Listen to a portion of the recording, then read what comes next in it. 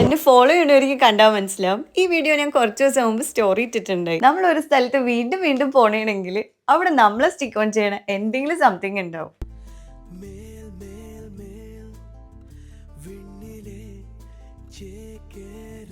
ഇവിടെ എന്നെ കൂടുതൽ അട്രാക്ട് ചെയ്തത് neat kitchen and live cooking. Kitchen പിന്നെ പണ്ടേ എനിക്ക് വീക്ക്നെസ് ആണല്ലോ. ഫസ്റ്റ് തന്നെ ടേബിളിൽ ലൈവ് മെനു കാർഡാ ഉണ്ടെന്ന്, അതിൽ നോക്കി നമുക്ക് ചൂസ് ചെയ്യാട്ടാ.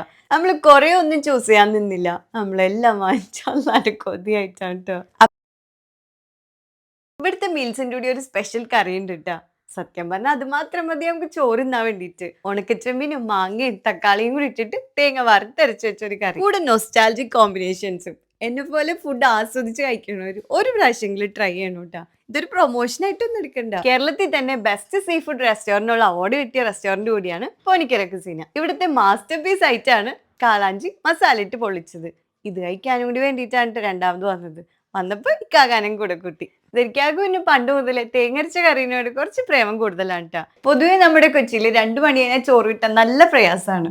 പക്ഷെ ഇവിടെ ഉണ്ടല്ല, ഉച്ചക്ക് 12 മണി മുതൽ വൈകിട്ട് 5 മണി വരെ ത്രൂ ഔട്ട് ചോറും ഈ കാണുന്ന സ്പെഷ്യലൊക്കെ കിട്ടും കേട്ടോ. ലാസ്റ്റിൽ ഈ 2 കാര്യം മിസ് ചെയ്യരുതിട്ടാ.